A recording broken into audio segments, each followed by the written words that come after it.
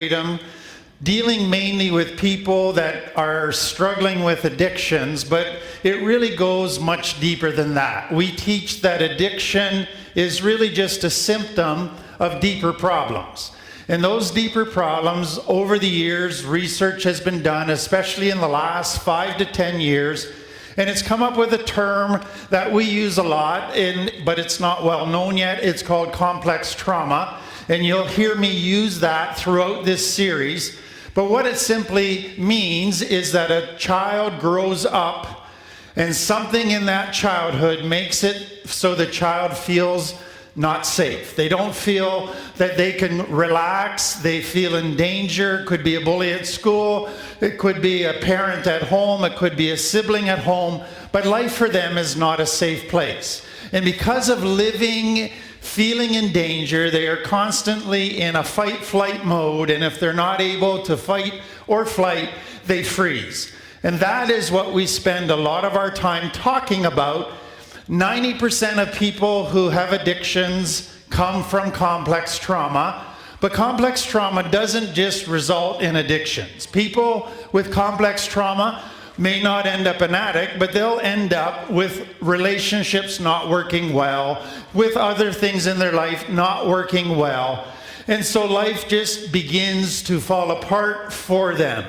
And our goal in Finding Freedom has been to help people really begin to deal not just with the addiction, but the underlying issues, the complex trauma. So what I've wanted to film for a while is a talk or a series of talks on boundaries.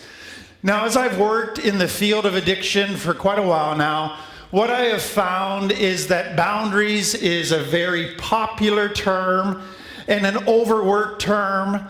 But why I wanted to film this series is because in my experience in reading books and being exposed to the resources out there, it is still not well done when it comes to people in addiction or complex trauma.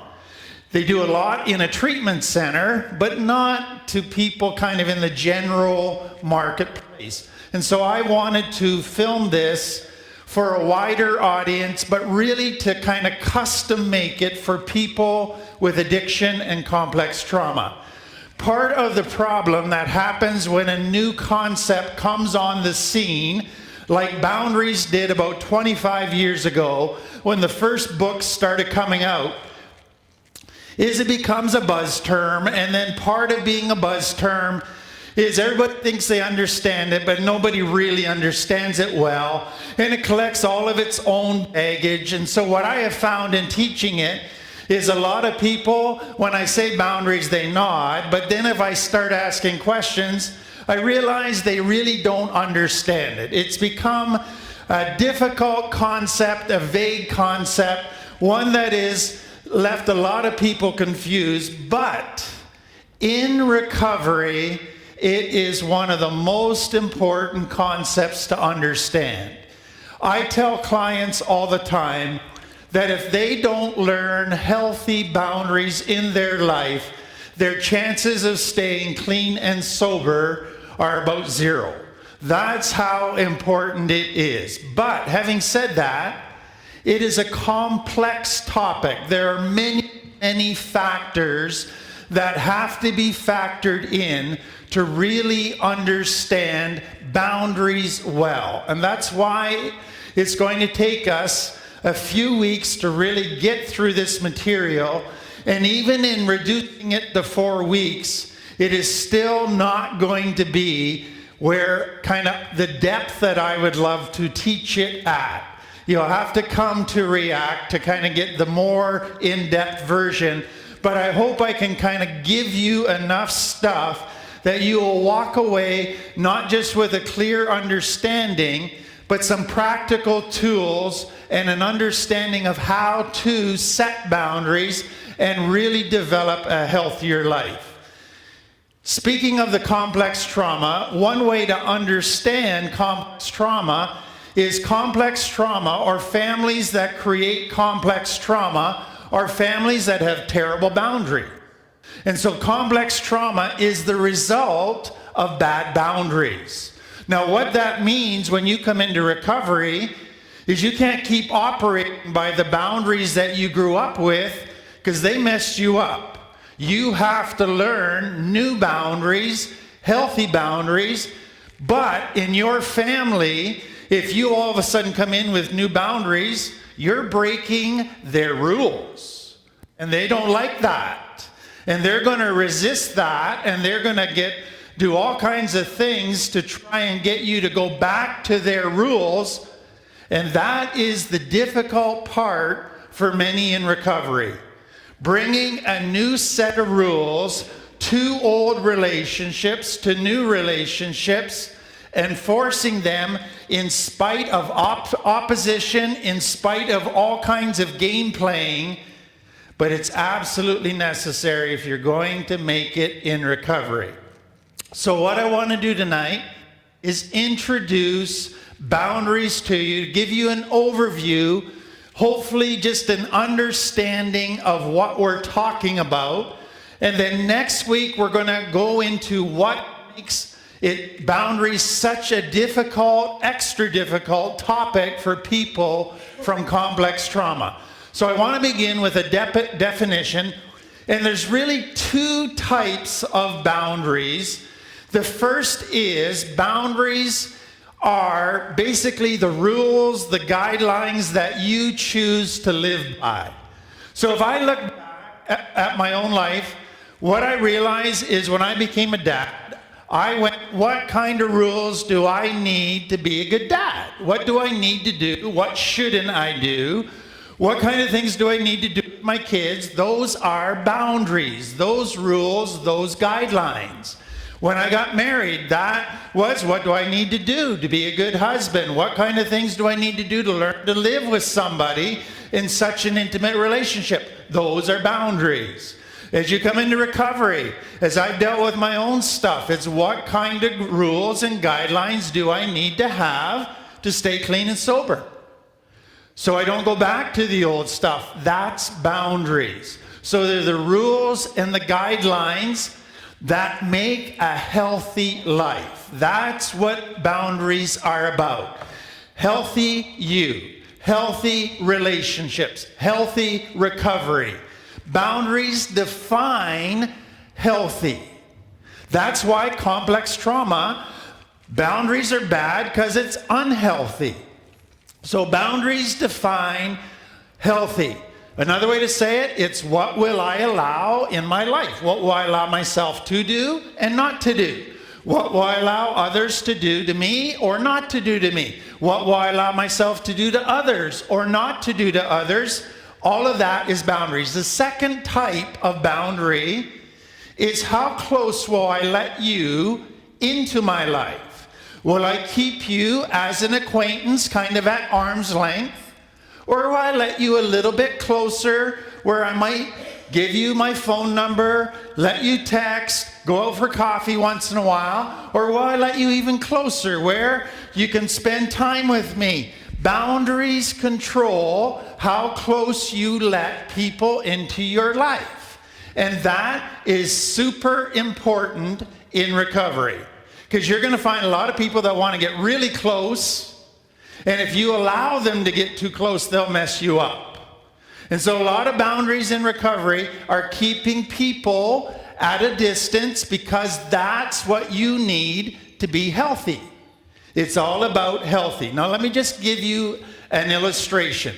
So boundaries, the boundaries I have with my wife are different than the boundaries I have with my kids, are different than the boundaries I have with you. Boundaries are different for each person. So here's an illustration. Picture a house that's on a yard that has a fence around it, okay? So there's some people that they don't get the key to come through the gate in the fence. They're on the outside of that fence. I'm not allowing them past the fence boundary. But some people I'll allow through the gate in the fence into the backyard. But I'm not giving them a key to the house. They can get into the backyard, come for a barbecue, but that's as far as they get. Then some people, I'm going to give them a key to the house, but I'm only going to allow them in the living room. That's as far as they're going. Other people, I will allow them into other parts of the house. And then only one person called my wife will get allowed into the bedroom. So as you look at it that way, you can see you've got gates all through that, doors. Only certain people get through certain doors. And that depends on the intimacy, the closeness of the relationship. That depends on how safe they are. That depends on how trustworthy they are. All of that determines how close you allow them into your life. That is boundaries. Now let me give you just a couple examples to make sure you're kind of tracking with me so far. So let's apply this to your recovery. So number one, you need to keep yourself safe so you don't relapse. So you're going to set a boundary that you're going to avoid certain people, certain places, certain things. Certain people now, you're going to block them from your phone. Their number's gone from your phone. You want nothing to do with them. That is what you have to do to stay clean and sober. If you've had problems with money, gambling, or other addictions, you might give somebody your bank card. That's what you need to do as a boundary for yourself to keep yourself safe. So you don't go and spend money that you really can't afford to spend. Then, as you grow in recovery, you learn I don't just need to be safe as far as people, places, and things. I need to develop some morals. I need rules and guidelines about how I live. If I'm going to get healthy, I have to become an honest person. That's a boundary. I'm going to be honest. I have to become reliable. If I say I'm going to do something, I will do it. That's a boundary. I have to learn to respect people, to not cheat or not steal. I have to develop good character qualities and get rid of character defects. Those are boundaries. Then you begin to realize that staying clean, really, it's all about every part of your life. Your spiritual life, your intellectual life, your physical life, your emotional life. And so you go, okay, I got to get healthy physically. So what do I have to do? Well, I guess I better start going to bed at the same time and get a good night's sleep. That's a boundary. Better start eating better. That's a boundary. I better start doing some exercise. That's a boundary. Now notice already what you're going to get here. Many of us can say, I'm going to start eating better and set a boundary, and the next day change the boundary. So it's easy to set a boundary. It's hard to enforce a boundary. And that's what we're going to get to in the third week, but I want you to understand that tension. Everybody coming into recovery has the greatest list of boundaries called a recovery plan. And they got everything nailed down that they're going to do to be healthy. Great, I say. Now the real test, can you follow it? Can you stick to your boundaries? Next one, healthy emotionally. It's not just about not using. It's not just about being healthy physically. I got to figure out this emotional world. Somebody told me I need to start feeling and not freezing my emotions. I don't like that, but I need to learn how to do that. I need to learn how to be healthy emotionally. And that might mean I need to learn to journal. I need to talk to people about how I'm doing. I need all of those kinds of things that just help me stay healthy emotionally. Those are boundaries. Then you realize, there's a spiritual part of me. I got to be healthy there too. I got to feel connected spiritually. So maybe I need prayer, meditation. I need to read books that kind of keep me on track. Those are all boundaries. So that's recovery. Recovery, if it is going to happen and you're going to make it, is going to require many, many boundaries. Absolutely essential. Okay, let me take it to another example, just again to make sure you're getting it. If you are a parent, being a good parent is all about creating healthy children. And how do you create healthy children? through good boundaries. Parenting is all about setting boundaries for your kids. And what that means is you are, in your mind, coming up with a definition of what would make a healthy home, what would make a healthy environment within that home, what would make a healthy child physically, emotionally, and then you figure out the rules, the guidelines, the boundaries that you will operate, that your children will grow up in. That is parenting. And so to be a good parent means not just setting boundaries, it means enforcing consistently those boundaries. And that is the difficult part. So here's a couple of the boundaries. You want your kid to stay safe. And our world is not the safest place anymore. So you tell your child, don't talk to strangers, don't walk out on the street. Then you don't allow them to play with certain kids. Why? You're trying to keep them safe. But then you want them to be healthy physically. So not too much junk food. That's a boundary they don't like. Then you got to go to bed right now. That's another boundary they don't like. And what you're going to find is that kids don't naturally like boundaries. And you have to work with them long enough and consistently enough till they figure out, you know what, Mom and Dad were pretty smart when they gave that boundary. I rebelled and kicked against it, but I've come to learn it was really smart. And so you do all of those things that they don't like to keep them healthy physically, and then you set boundaries that you begin to teach them how to treat other people and how to treat yourself. You teach them respect. You teach them not to lie. You teach them not to hit people. All of those things to teach them boundaries that will make them relationally healthy. That is important. Then you want them to become a responsible adult. So you get them to wash their hands. You get them to clean their room and make their bed and do some chores. None of it they like. But you do it because you know you have a bigger, more far-reaching goal in mind, which is a healthy kid down the road. And that is boundaries. So what I want you to realize is boundaries is part of every aspect of life. You can't find an area of life that doesn't need a rule or a guideline, a boundary. And boundaries are all about healthy living. So let me come at it and make some observations. Just back away, look at it from a little different perspective. There's two categories that I hope you picked up of boundaries. Number one is you have internal boundaries. So I go home and I set the alarm and I say I'm going to get up at 5:30 tomorrow. That alarm rings. You could hit the snooze 10, 20 times, or you could say, you know what? I need an internal boundary. I set that boundary, now I need to do it. And you can say, okay, I'm only going to have this much food today. And you set an internal boundary and you stick to it. So internal boundaries they come from the inside.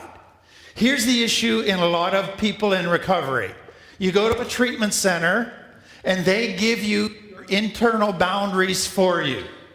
They give you a routine, a schedule, a curfew. You get a punishment if you don't follow it, and you get external motivation to follow the rules. And most people do it. They kind of complain out in the smoke area, but they get through it. Then they get out of treatment. If you didn't develop an internal boundary that said, you know what, I need to keep this routine, and I need to make myself still follow it and discipline myself, you get out into recovery and you don't have that, or out of treatment, and you don't have that external motivation anymore. You don't have somebody over you threatening you. Oh, I'll just sleep in a couple extra hours. And then the next day, well, you know what? I'm still tired. I'll sleep longer. And before you know it, it's all gone down the sewer. So internal boundaries are what we all need. That's the goal. so that we can create strong, healthy internal boundaries. Think of it this way. If everybody here had a strong internal boundary and everybody in Winnipeg had strong, healthy internal boundaries, I would never need to lock my house. I would never need to lock my car. In fact, I could leave money on the dash of my car and nobody would ever take it, because there's internal boundaries. But if people don't have good internal boundaries, guess what you need? Police to enforce it from the outside. And as society gets worse and fewer people have good boundaries, more and more people have bad boundaries internally, guess what you need? More police and more police until you become a police state. And so the goal that we're aiming at is, if we're truly healthy, we have good internal boundaries. The second is external boundaries. And that affects relationships. That affects what I do in interacting with others, what I will do to them, what I won't do to them, what I will allow them to do to me. External boundaries. Okay, second thing. Again, boundaries, purpose, protection, and health. That's what the goal is. I want to keep safe and I want to get healthy. Next thing. What you begin to realize is, if you step outside of a boundary, so a boundary, if you look at it as a road along a mountain, and there's a big guardrail along the side of the road, that's the boundary, okay? So what happens if you drive over the boundary? You got a long fall to the bottom of a mountain. You're going to crash. And so outside of the boundaries is pain. Outside of the boundaries are always consequences. Now here's the trick. You might step outside of a boundary and lie, and you might not get an immediate painful consequence. And you might think, well, that was not so bad. In fact, I think it was a positive thing that happened out of that lie. Hang on for 5 years. Hang on for 10 years and keep lying. Pretty soon you're going to get smacked in the face with a ton of painful consequences. So if you step outside of a healthy boundary, painful consequences will come. Maybe not immediately, but they will come. Next thing, and I pointed out, something in us resists boundaries. You ever walked along and it says wet cement, don't touch? What does that make you want to do? Well, you see initials in it, and somebody loves somebody everywhere throughout our city. Because a boundary means do it. If it says don't, then do. That's how we interpret that. Why is that? Because something in us thinks that a rule takes our fun away. That a rule restricts us. A rule makes life less enjoyable. And so if you grew up in a complex trauma family, you had a lot of dumb rules. Rules that weren't concerned about keeping you safe or healthy. Rules that were only about what dad or mom wanted. And they did take the fun out of life. They didn't add to your health or your enjoyment. And so if you grew up in that, you grew up with issues with authority and issues with rules. And you begin to think, if there's a rule, somebody's trying to keep me from fun. Somebody's trying to take away what would make life even better. And so you just want to go beyond that. And so a big thing for people in recovery is to begin to address that tendency and to realize, you know what? When you have healthy boundaries, the truth is that happiness is found in those boundaries, inside those boundaries. And if we stick within those boundaries, so if we stay on the road inside the guardrail, we'll go around all of the disaster areas, all of the potential pitfalls. They're there to help us. But something in us resists that. Next thing, lack of boundaries creates insecurity. They did studies where they put fences around schoolyards, and parents complained that it made kids feel like they're in prison and kids needed to be free. So they, without thinking too much, took all of the fences down. In other words, removed all the boundaries. And you want to know what happened? The kids all met in the center of the playground, farthest away from danger. They wouldn't go to the edge of the property anymore because that now was dangerous. And so taking the fence away didn't make them feel free, it made them fearful. It made them feel insecure. They weren't sure now that they were safe. And so something in a child, when they are spoiled and get to do whatever they want, it creates insecurity. And so a child needs healthy boundaries. A child needs to have consistent, fair, good boundaries. Now, here's what happens if a child grows up in complex trauma, and now you're trying to give healthy boundaries to that child. They'll resist and fight against it. And then they'll finally start to accept it, and you go, got through that battle. And then 2 weeks later, they'll start testing it again. Why? Drives you crazy as a parent. They're coming from complex trauma. They're going, is the boundary still there? Is it moved? Because I got to check. Because it's moved so much with mom and dad being in addiction. I just got to make sure it's still there for my security. Because I need to feel safe. And that's what they're looking at. Next thing, all of us to stay in a boundary when we're really little, we need consequences. We need both positive and negative consequences. A child, when they're really young, they need to be praised and given treats. And they need positive things to say, wow, that was a worthwhile behavior. And then there needs to be negative consequences if they step outside of that. Think of it this way. My daughter got a puppy. Guess what puppies don't like? Boundaries. Guess what puppies need? Boundaries. How do you get a puppy to sit, to pee outside instead of on the carpet, and all of those things? You give them treats. You reward them. It's a positive reinforcement. Now down the road, they're not going to need a treat every time they go pee, at least I hope not. But in the early days, you really have to reinforce that until it becomes part of them. The same with us. Okay, now let me come back at it from another angle, okay? So there's 3 components that I hope you are picking up as we go along here. Number 1, some boundaries are all about morals. Rules that you live by. But think of it this way. Morals, it kind of has a bad feel to it. It feels like, again, take your fun away.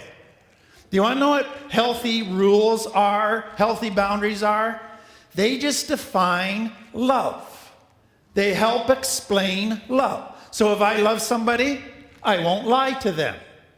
If I love somebody, I'll treat them with respect.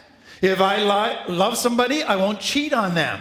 So don't lie, don't cheat, treat people with respect. Those are boundaries. They define love. Now here's moral boundaries are non-negotiable.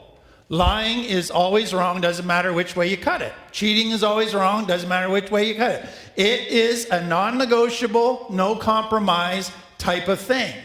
That's just how you choose to live your life. So it controls you. It controls how you act, how you talk, how you relate to others. It controls and affects every corner of your life. At home, at work, at play. Everything, morals comes into it. Second thing, when I got married, I realized that my wife had different preferences than me. A different comfort zone. For example, I grew up feeling a pretty big bubble. I don't like a whole lot of touchy-feely stuff. My wife does. So we were brand new married. We sit down to watch a movie. She wants to drape her leg over mine. I don't enjoy watching movies with somebody's leg over mine. So what we realized is her boundary about touching was different than my boundary. Now, was it non-negotiable? No, she couldn't say, let me drape my leg over you or I'm divorcing you. And I couldn't say, stop draping your leg over me or I'm divorcing you. No, he said, how are we going to make this work? So this week she tested me again. We were watching it and all of a sudden her leg's on mine. And my initial response was kind of to pull back. And I said, no, Tim, pay attention. Doesn't go one way here.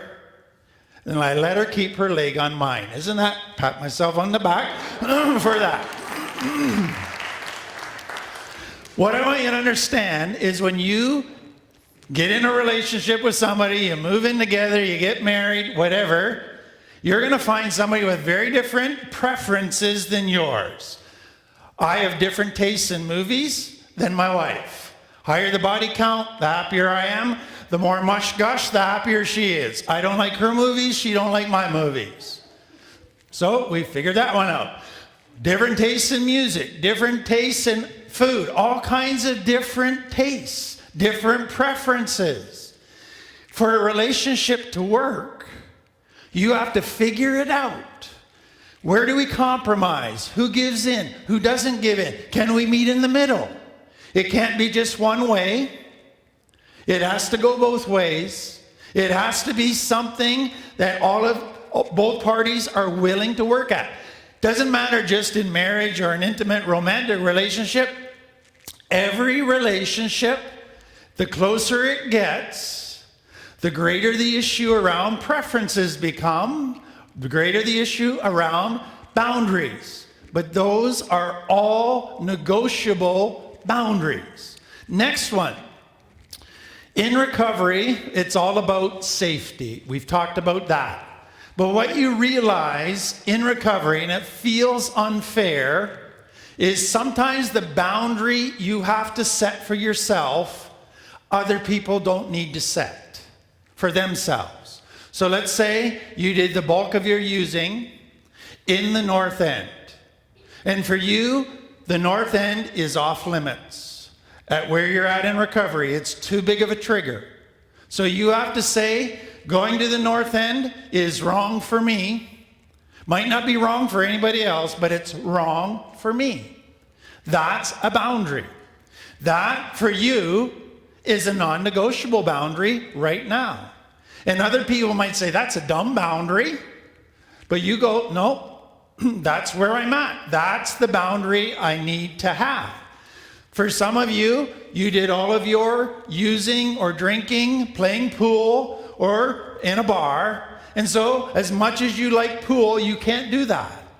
Some of you, your family are very, very heavy drinkers. And when you get together for a family get-together, they bring out lots of alcohol. You can't go there. Not where you're at in your recovery. And so you have to say, sorry, it might be right for you, it's wrong for me. And those can be tricky boundaries. Those can be boundaries that you second guess at times, wondering, maybe I'm being too hard on myself, etc., etc. But gradually you figure out, this is what I have to do to stay sober, and it doesn't matter if nobody else has to do it, I know I have to. Second part of staying safe. There's a common thing that happens in recovery. People never seem to have enough cigarettes or enough money. And so they're always bumming off of each other. And so people want you to lend them a bit of money. They promise to pay you back, which regularly doesn't happen. And then if you get a job and you get a car, all of a sudden you got all kinds of people needing a free taxi. And so you become the person they ask for rides. And then it's not just a ride to a meeting, it's groceries, it's taking their kids to stuff, all of those kinds of things. And then they ask for your phone number. And sometimes you feel you should give it to them. And then before you know it, you're getting texted to death. So in recovery, you have to figure out what you will do or not do for others. And one of the problems is people that come in with a kind heart and they just want to be helpful, and pretty soon they find out everybody's using them and using their kindness, and then they're afraid to set a boundary because they've already let people bum cigarettes. And what begins to happen is they get a resentment that gradually starts to grow and grow and grow. And so in recovery, it is a tough place to do it, but is an essential place to do it. You have to figure out what you will do for others. If you don't, you will be in big trouble. That's kind of the introduction. I hope that gives you a little bit of a big picture, a little bit of a clear understanding, but I hope more than anything else, it helps you realize this is a huge issue. This is an essential issue if I'm going to stay clean and sober, if I'm going to get healthy, or if I'm going to be a good parent to my kids. As we go along, we're going to look at practical tools, but we're always going to keep in mind setting and enforcing boundaries can be one of the hardest things you do in recovery. It takes a lot of courage. And I have watched many, many people be afraid to set boundaries because they don't want people mad at them or people not to like them. And before you know it, they relapse. It is absolutely essential.